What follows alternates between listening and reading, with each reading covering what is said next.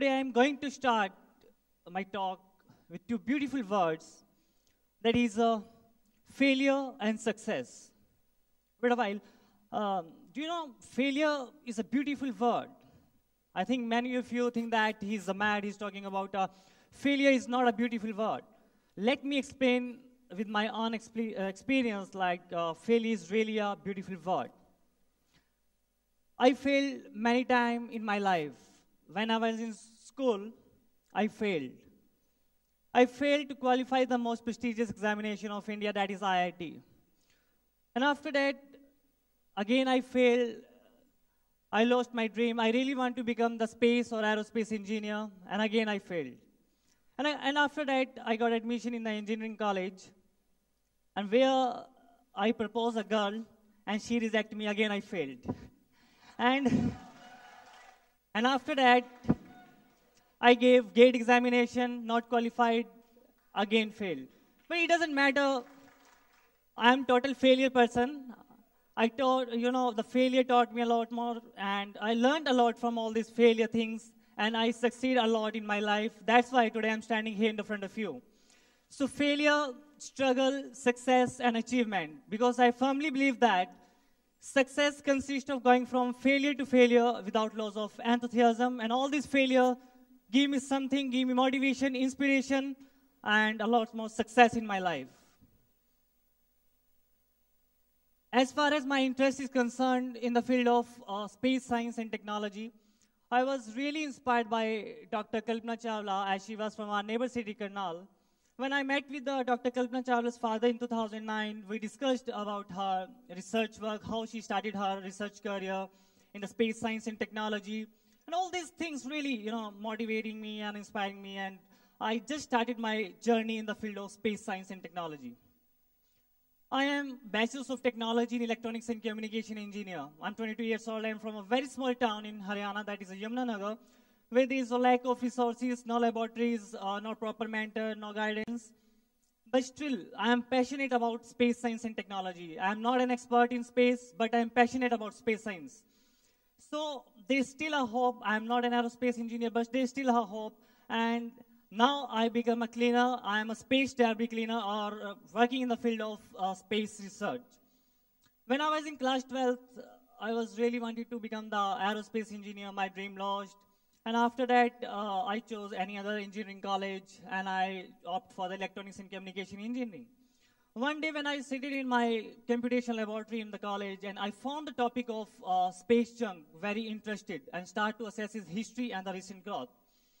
No doubt, initially I was dissuaded by many people, including the chairman of my college, faculty members, and even my friend, though I was 100% concentrated on my research work. And I wrote my very first research paper in the year 2008 when I was 18 years old.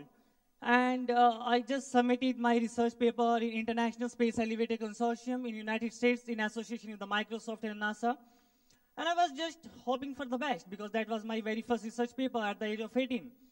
And when the result came out after 5 months, my very first research paper stood runner-up Jerome Pearson Award in association with the Microsoft and NASA.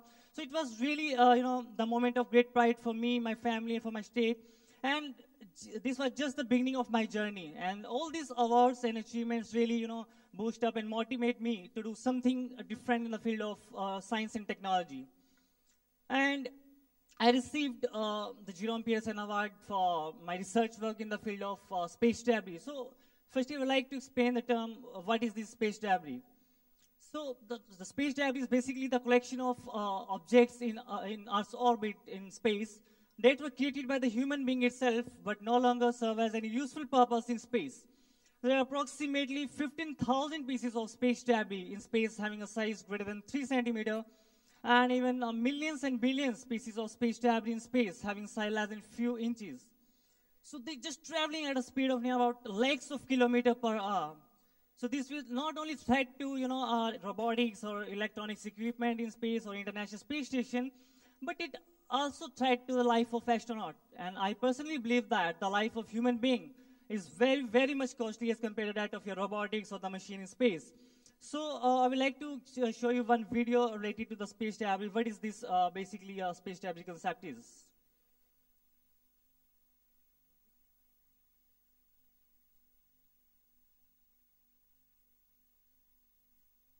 this is just a video showing space debris.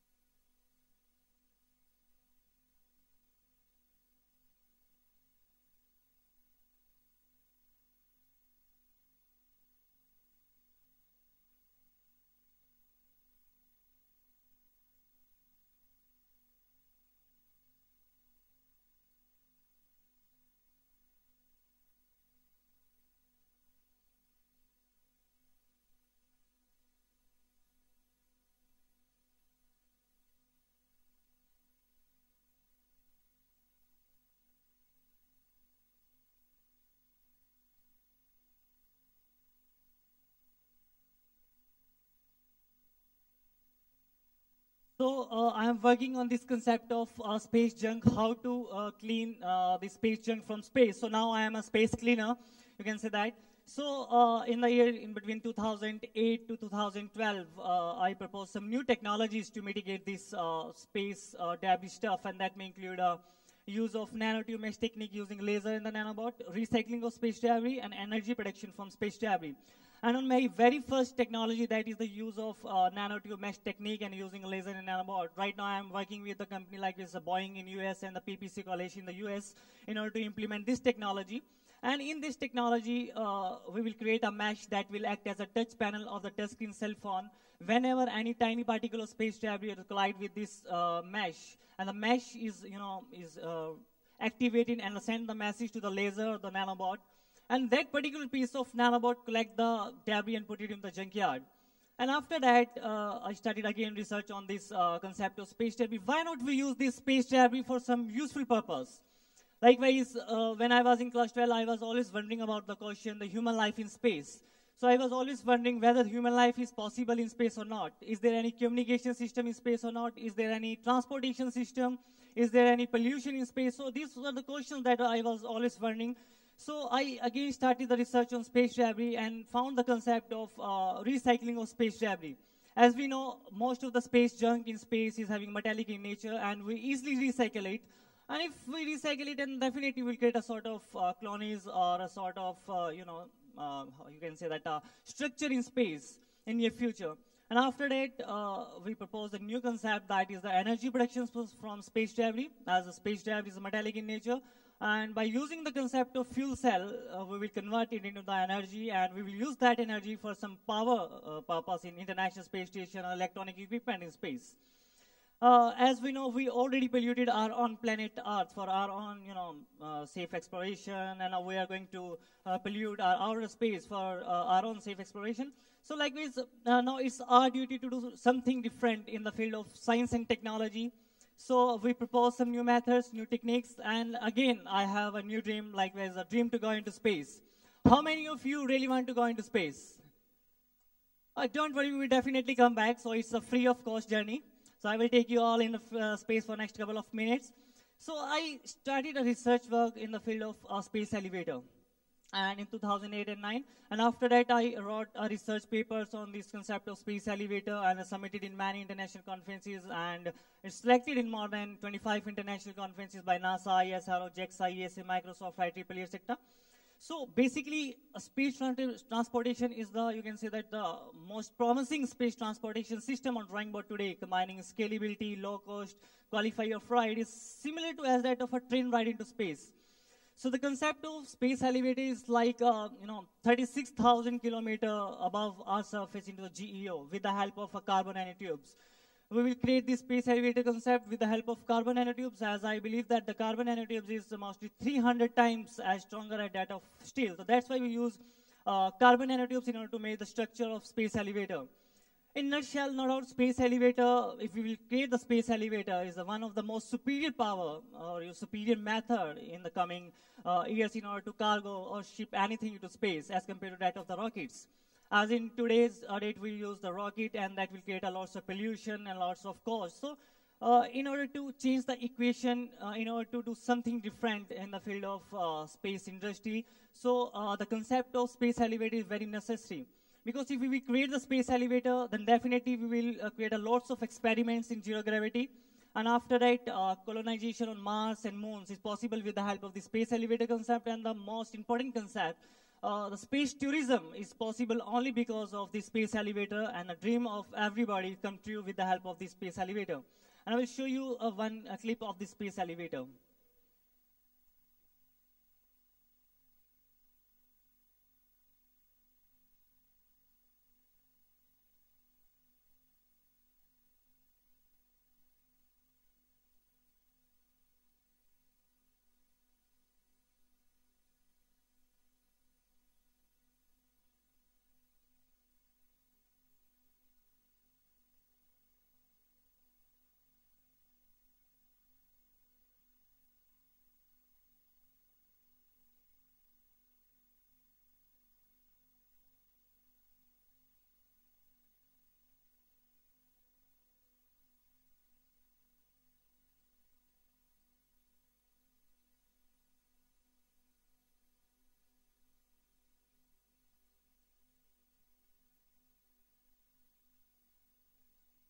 So currently, I am working on this concept of space elevator.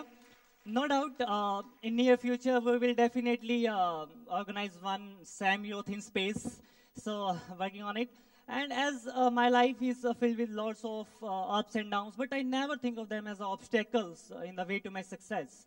I believe all these obstacles give me something, motivation, inspiration, give me some power. So, it's my wish, like ways, always follow your dreams, live for your passion, as I really want that many of you will come next time and stand beside me and talk about your journey and talk about your innovation, talk about your ideas, because I firmly believe that the true sign of intelligence is not knowledge, but imagination, because imagination has no limit and doesn't need any qualification. Thank you very much.